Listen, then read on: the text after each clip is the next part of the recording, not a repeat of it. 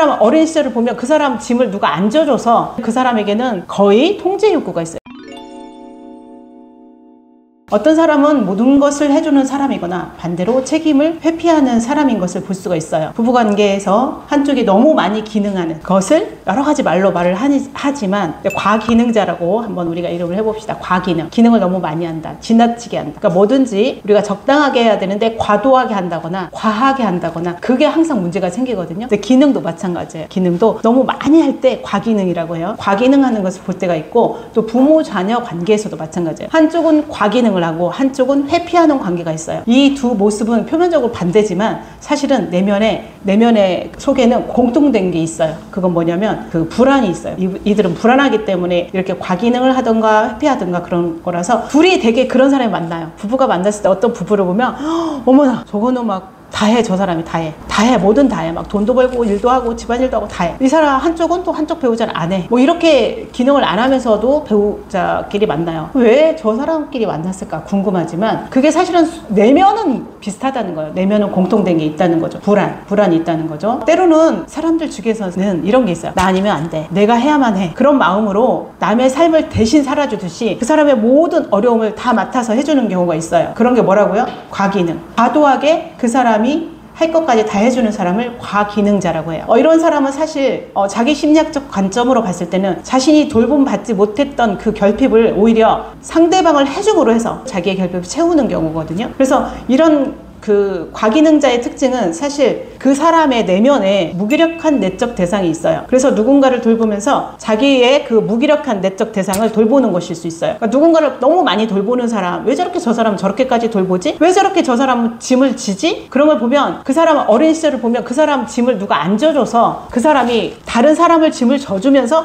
자기 내면에 있는 자기를 돌보고 있는 것일 수 있다는 거죠. 심리학적으로 해석하면 그렇다는 거예요. 그래서 자기 속에서 나는 아무것도 할 수 없는 그런 상태를 자꾸 돌보는 거죠. 그렇게 다른 사람을 돌보면서 근데 다른 사람을 돌볼 때는 그 사람에게는 거의 통제 욕구가 있어요. 통제 욕구. 그래서 통제하게 되는데 타인을 통제하면 자기의 불안이 다스려지거든요. 누군가를 내 맘대로 이렇게 저 사람이 이렇게 해야 되고 내 생각 안에서 움직이게 할 때 그때 나는 불안이 좀 내려가거든요. 그래서 통제하는 경우가 많죠. 그러면서 안정성을 느끼죠. 그 사람한테 잘해주고 그 사람을 통제하면서 안정감을 느끼기도 하는데요. 그런 반면 회피자, 그 반대죠. 회피자는 관계와 책임을 피하고 주저하는 사람이에요. 어떤 책임도 자기가 할 일도 안 하고 이렇게 회피하는 거죠. 그냥 뭐 대화할 일도 안 해버려요. 부부간에 대화도 하자고 하면 피해버리죠. 회피하는 거죠. 이런 회피자는 이상화 대상이라고 하는데 누군가 존경하고 이럴 수 있는 그런 이상화 대상이 없었어요. 부재. 자기 확신이 부족한 사람들이 이래요. 그러니까 어떤 사람이냐면 대개는 아들은 아버지를 존경하게 되거든요. 아버지가 존경할 만 해야 돼요. 그래서 아들이 아버지를 존경하면서 자기가 좀 심리적으로 건강하게 자라는데 아버지가 우습다는 식으로 집안에서 대한다거나 아버지의 존재 가치를 막 밑으로 떨어뜨려 놓은 집안들이 있어요. 그러니까 그 아버지가 진짜 우스워서가 아니에요. 그러니까 어떤 사람도 우스운 사람은 세상에 없어요. 다만 분위기를 어떻게 만들어가느냐가 있죠. 그 내향적인 남자들이 특히나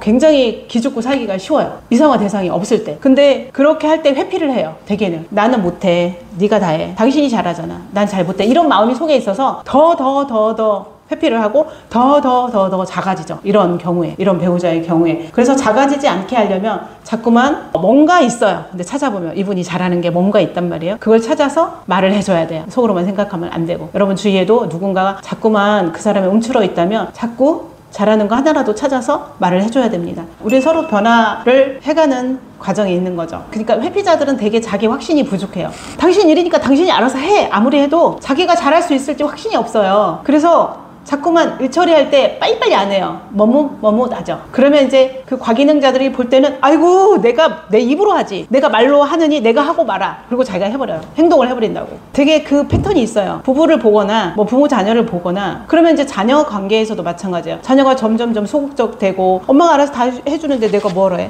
진짜 극단적으로는 그냥 뭐 예를 들어서 차를 사주면 차를 타고 다니다가 딱지를 막 끊잖아요. 그럼 엄마가 다 내주는데 난 그냥 불법 저지르고 다니면 되는 거죠. 엄마가 다 해결해 주는데 그런 경우도 있어요. 그렇게 그 아들이 분명히 그런 아들이 아닌데 엄마가 너무나 과기능하기 때문에 아들은 더 무력해지는 거고 아들이 뭘 좀 하려고 하면 네가 그걸 할 수 있어? 뭐 아이디어 내면 야 그거 현실성 없어 말하지 마. 이렇게 한단 말이에요. 그러면 그 아들은 점점 작아져서 나는 못났어. 난 아무것도 할 수 없어. 이렇게 무기력에 빠지죠. 근데 이런 사람들을 잘 보면 아버지 상이 안 좋아요. 그 회피자의 특징은 친밀함까지도 회피한다. 한다는 거, 제 마음에 안 들어 뭐 이런 사람이 있다고 하면 그 사람이 진짜 싫은 사람이 아니라 내 속에 그걸 싫어하는 뭔가가 있는 거예요. 사실은 그렇습니다. 그래서 회피자의 특징은 뭐냐면 사람과 관계에 굉장히 친절해요. 부드럽고 되게 사람 좋아요. 그래서 저 사람이랑 나는 친하다고 생각해요. 근데 사실은 아니에요. 속에서 거리 딱 두고 있거든요. 겉으로는 친절한데 속에서는 항상 거리를 두는 게 회피자의 특징입니다. 예수님은 어떠셨어요? 예수님은 우리 짐을 다 졌죠. 대신 졌죠. 우리한테는 짐을 나눠지라고 하는데 예수님은 다 졌어요. 근데 이 차이점이 있어요. 예수님은 우리의 구원자이시잖아요. 그래서 우리 짐을 대신 져줬지만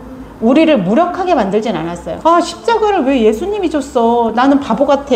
나는 할 일이 없어. 막 이러진 않잖아요, 우리가. 사람이 짐을 질 때는 달라요. 예수님은 우리 짐을 져줬을 때 예수님이 내 짐 다 줬네. 난 어떡해. 난 너무 무력해. 이렇게 느끼지 않잖아요. 근데 사람이 내 짐을 다 져주면 저 사람은 저렇게 훌륭하고 저 사람은 저렇게 똑똑하고 저 사람은 저렇게 일을 똑부러지게 잘하는데 나는 못해. 나는 무력. 그렇게 되는 거예요. 사랑하고 예수님하고 다르죠. 그래서 예수님은 우리에게 우리의 짐을 지라고 말씀하세요. 제자들에게 그렇게 말씀하셨어요. 각자의 십자가를 지고 따라오라 이렇게 말씀하셨어요. 예수님은 분명히 우리의 구원을 위해서 십자가를 대신 지셨어요. 그러나 너희 각자의 짐은 또한 너희가 져라 이렇게 말씀했어요. 서로 도우면서 각자의 짐은 자기가 져야 돼요. 부부도 그렇고 부모 자녀 관계도 그렇고 친구 관계도 그렇죠. 서로 도와야 해요. 당연히 교회 공동체도 서로 도와야 합니다. 그러나 돕는 것일 뿐이지 주체성까지 빼앗는 것은 아니라는 거. 그 사람이 할 일을 돕는 거죠. 그 사람이 일을 그 사람이 하지 못한다고 너무 주체적으로 해주면 그 사람을 무력하게 하고 아무것도 못하고 성장하지 못하고 거기에 계속 머물러 있게 되죠. 무력하게 돼서 아무것도 못하고 성장하지 못하고 계속 거기에 머물러 있게 될 수 있는 거. 그러나 이제 지나치게 과하게 돌봄을 하면 스스로 할 수 있는 거 못하게 된다는 거. 무력한 자식을 만들 수도 있고 무력한 배우자를 만들 수 있다는 거. 그런 경우가 많다는 것을 말씀드리고 있습니다. 주체적으로 하느냐 이게 중요해요. 그러면 돕는 배필이라고 하나님이 하셨는데 분명히 남편은 잘 몰라요. 남편 맨날 놓쳐.